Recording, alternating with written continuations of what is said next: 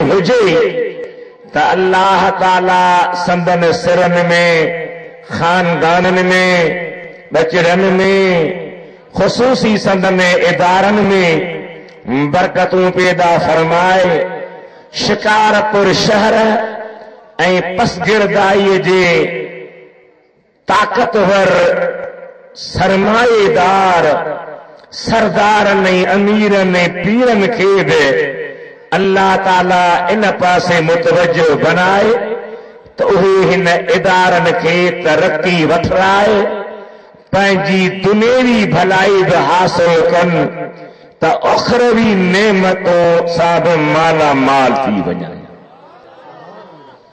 मूं तव्हांजे अॻियां रब्बुल इज़्ज़त जल वाला शानहू जे कलाम करीम मां हिक सुहिणी सिटर पढ़ी आहे, उन ते मां अर्ज़ कंदुसि। तव्हां तवज्जो फरमायो। क़ुरान करीम जी तिलावत थी, क़ुरान करीम जी माना मुराद बयान थी, क़ुरान करीम जो तफ़सीर तशरीह थी। तव्हां जो वार वार अल्लाह जी कलाम करीम जे समझण जे लाइ मुतवज्जिह रहे। हिक ॿिए ॾे निहारण, हिक ॿिए खे इशारा करण, हिक ॿिए खे अखियुनि सां इशारा करण उन जे बजाय अदब जी तकाज़ा है, इश्क़ मोहब्बत की तकाज़ा है। तव्हां पंहिंजे कननि खे ऐं दिलनि खे सुहिणे हबीब सल्लल्लाहु अलैहि वसल्लम जे पाक ज़ात आली सिफ़ात नाज़िल थियल क़ुरान करीम ॾांहुं ऐं संदन पाक फरमाननि ॾांहुं मुतवज्जिह बनाए।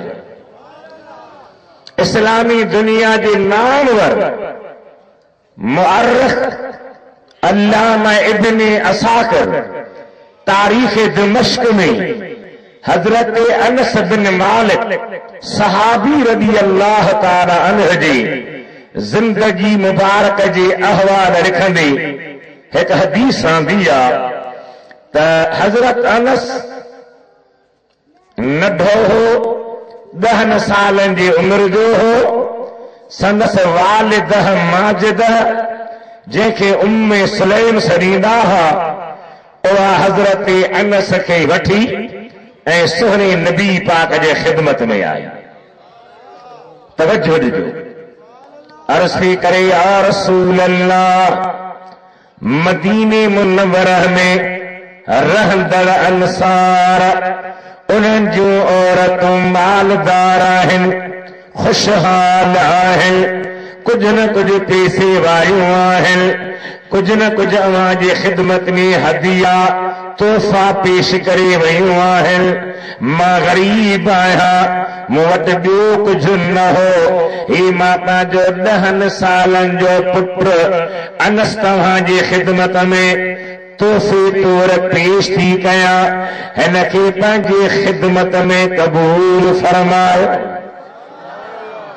यो सुभान अल्लाह तव्हां जी मुंह ते लगे कोन थो। तव्हां सुन्नत जमायत वारनि जो मिजाज थी वियो आहे त सुभान अल्लाह लात मौली साहब चवे, दुरूद जे लाइ चवे, पाणी तव्हां न चवंदा हो। पर अफ़सोस थींदो आहे जेकॾहिं तव्हां का भली गाॾी ॾिसंदा हो तो खुद ब खुद चवंदा हो सुभान अल्लाह, वाह वाह गाड़ी आ। बंगलो ॾिसंदा हो तो खुद ब खुद चवंदा हो सुभान अल्लाह, वाह जो बंगलो आ। अजबा जो कुरान करीम ऐं मदीने वारे आका जो शान अवां जगह बयान थे ऐं अवां जे अंदर मां खुद ब खुद सुभान अल्लाह न निकिरे। केॾो न अफ़सोस आहे, केतरीन अजीब है कैफियत। अल्लाह करे तव्हां जो दिलियूं सुजाग रहन, अवां जा दिमाग़ सुजाग रहन।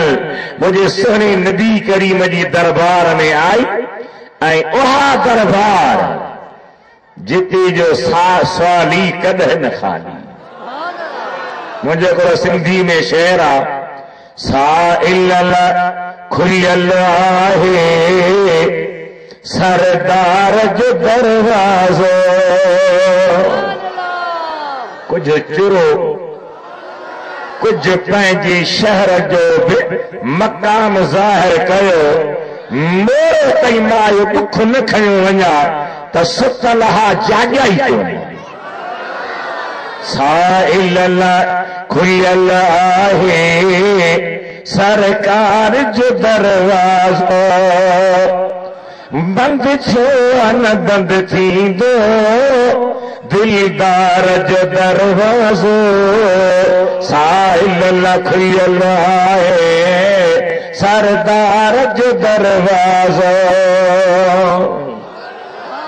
कहिड़ो सरदार कहिड़ी सरकार जो हेॾे निहारे ॿुड़ी जो पाण न कुझु खाई थो ॿियनि खे खाराए। अल्लाह ताला साईं जी मोहब्बत अता करे।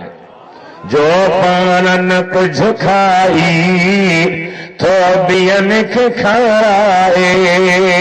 उहो आहे यतीमन जे हिन यार जो दरवाज़ो। उहो आहे यतीमन जे हिन यार जो दरवाज़ो। साइल खुलियल आहे सरदार जो दरवाज़ो। उम्म सुलैम अर्ज़ थी करे क़िबला मां जे ख़िदमत में पेश थी कयां। 10 सालनि जो मुंहिंजो फर्ज़ंदा हिन खे पंहिंजे ख़िदमत में क़बूल फरमायो। महबूबन क़बूल फरमायो। वुज़ू कराईंदो हो ॾंदन खणी ॾींदो हो। नालेन शरीफ़ैन खे खणी रखंदो हो। वरी पाराईंदो हो। ख़िदमत में रहंदो हो। 10 साल ख़िदमत में रहियो आहे। फरमाए थो 10 साल कॾहिं मूंखे मुंहिंजे आका उफ़ बि न चयो। कॾहिं मूंखे ईअं बि न चयो त छा कई छो कई। जेकॾहिं का मूंखां अहिड़ी ॻाल्हि थी वेंदी त पाण मूंखे माफ़ कंदा हुआ। हिकु भेरे मां पंहिंजे आका खे वुज़ू पियो करायां। वुज़ू कराइण शुरू कयो त मुंहिंजे सोणे नबी मूंखे फरमायो अनसा जी मुंहिंजा आका अस्बिग़िल वुज़ू यज़ीद फी उम्रिक। वुज़ू ठाहे ठाहे कर कामिल वुज़ू कर त अल्लाह तुंहिंजी उम्र वधाईंदो। तवज्जो ॾिजो मूं ॾे निहारजो। अल्लाह तुंहिंजी उम्र वधाईंदो। ऐं ॿियो रस्ते में वेंदे